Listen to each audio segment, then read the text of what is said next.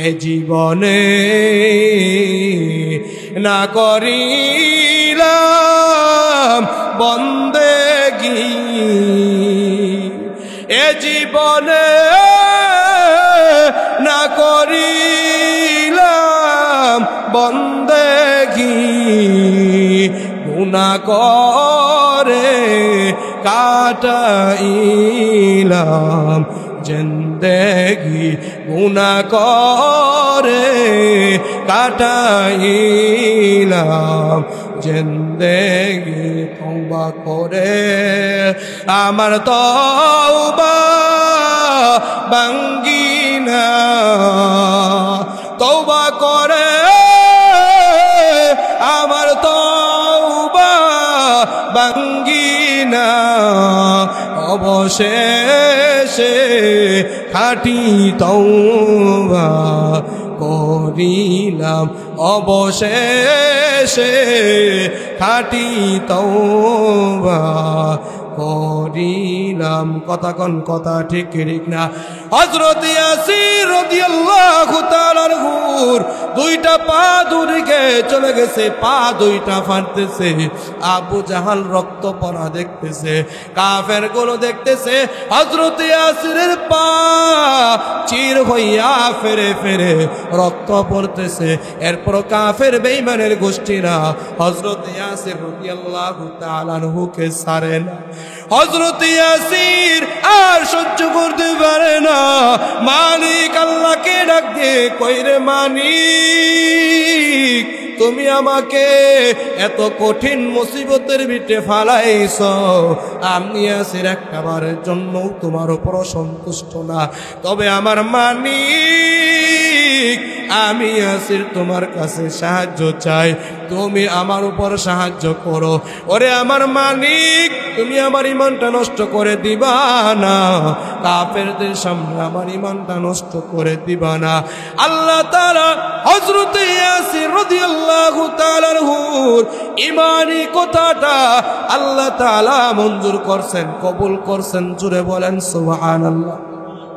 হযরত ইয়াসির রাদিয়াল্লাহু তাআলা আনহুকে নির্যাতন করা হয়। হযরত ইয়াসির আল্লাহর কাছে সাহায্য চাই, তুমি আর আমি কিন্তু সাহায্য চাই না। কথা কোন ঠিক কি ঠিক না? হযরত ইয়াসির মালিক আল্লাহর কাছে সাহায্য চাই, ওরে মালিক তুমি আমাকে সাহায্য করো, তুমি আমার ঈমানের উপর অটল থাকার তৌফিক দান করো। আল্লাহ পাক রব্বুল আলামিন হযরত ইয়াসির রাদিয়াল্লাহু তাআলা আনহুর ঈমানি জজবা, ঈমানি পাওয়ার এত বাড়ায়া দিয়েছে।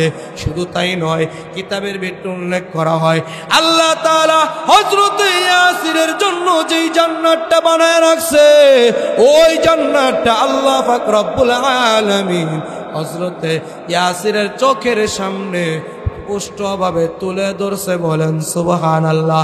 হযরত ইয়াসির রাদিয়াল্লাহু তাআলা আনহু, হযরত ইয়াসির রাদিয়াল্লাহু তাআলা আনহু আল্লাহর জান্নাতটা দেখতেছে, আর হযরত ইয়াসিরের শরীর থেকে রক্ত খনন হইতেছে। এ বাবা উঠবেন না, আপনাদের কাঙ্ক্ষিত মেহমান আমাদের এই বাংলাদেশের উল্লেখযোগ্য নক্ষত্র হাবিবুল্লাহ মাহমুদ কাসেমি সাহেব চলে আসতেছেন, অল্প সময়ের ভিতরে চলে আসবে ইনশাআল্লাহ। এ বাবা, হযরত ইয়াসিরের ঈমানের পাওয়ার, ঈমানি কথা শোনার থেকে হযরত ইয়াসির দূরে চলে যায় নাই, হযরত সাহাবায়ে কেরাম চলে যায় নাই। তুমি আর আমি ঈমানি কথা শুনতেছি, এরপর ঈমানি পাওয়ার আসে না, এরপরেও চলে যায়। এ বাবা, তুমি যদি আল্লাহকে ডাকো, নামাজ যদি আদায় করো, হযরত ইয়াসিরকে যেরকম নির্যাতন করা হয়েছে, তোমাকে আমাকে কিন্তু নির্যাতন করা হবে না। কথা কোন কথা ঠিক কি ঠিক না? হযরত ইয়াসির আল্লাহর পথে চলে, এজন্য হযরত ইয়াসিরকে আঘাত করা হয়। ও বৃদ্ধ বাবা, নওজোয়ান যুবক ভাই, পর্দার মা বোনেরা, তুমি নামাজ আদায় করলে, তুমি তাসবিহ তাহলিলের ভিতরে লিপ্ত থাকলে, তোমাকে কেউ মারবে না, তোমাকে ঘর থেকে কেউ গান ধাক্কা দিয়ে বের করে দিবে না। এরপরও কেন তুমি নামাজ আদায় করো না? আমার মালিক আল্লাহকে কেন ডাকো না? একটাই মাত্র কারণ, একটাই মাত্র কারণ, তোমার ভিতরে আমার ভিতরে রাসূলের প্রেম আর ভালোবাসা নাই। কথা বলো, কথা ঠিক ঠিক না? এই জন্য নওজোয়ান যুবক ভাই, তুমিও সারা জীবন বাঁচবা না, আমিও সারা জীবন বাঁচবো না। এই জন্য ইমানের বাহিরে চলার কোনো সুযোগ নাই নাকি আছে? জোরে কথা কোন, সুযোগ আছে নাকি? না না না, এই জায়গার ভিতরে এমনও মানুষ চলে আসছেন যাদের মা কবরে চলে গেছে, বাবাও চলে গেছে, দাদা দাদি পূর্বপুরুষ অনেকেই চলে গেছে। কথা কোন কথা, ঠিক ঠিক না? ওই মা বাবা কবর থেকে দুয়ার আবদার জানাই রে কলিজা টুকরা সন্তান, ওই মাসমারা জামিয়া ইসলামিয়া কওমি মাদ্রাসা ও এতিমখানা করতে গায়ে যেত ওয়াজ মাহফিলের আয়োজন করা হয়। ওরে আমার কলিজা টুকরা সন্তান শুনিয়া নে, আমি মা কিন্তু কবরের ঘরে ভালো নেই, আমি বাবা কিন্তু অন্ধকার কবরের ভিতরে ভালো নাই রে সন্তান।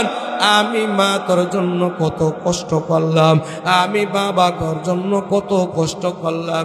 ওরে আমার কলিজা টুকরা সন্তান, আমি মার কবরে জাহান্নামের আগুন দাউ দাউ দাউ দাউ করিয়া জ্বলে, আমি বাবার কবরে জাহান্নামের আগুন দাউ দাউ দাউ দাউ করিয়া জ্বলে। ওরে কলিজা টুকরা সন্তান, পৃথিবীর ভিতরে যত জায়গায় যাও, যত মানুষের সাথে তোমার দেখা সাক্ষাৎ হোক না কেন, আমি মায়ের মতো দরদি আর কাউকে পাবি না, আমি বাবার মতো দরদি আর কাউকে পাবি না। কথা কোন কথা, ঠিক কি ঠিক না?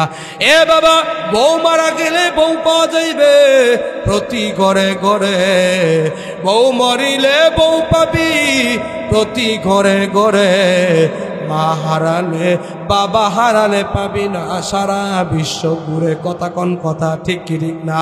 কত মানুষ দেখলাম ভাই দুনিয়ায়,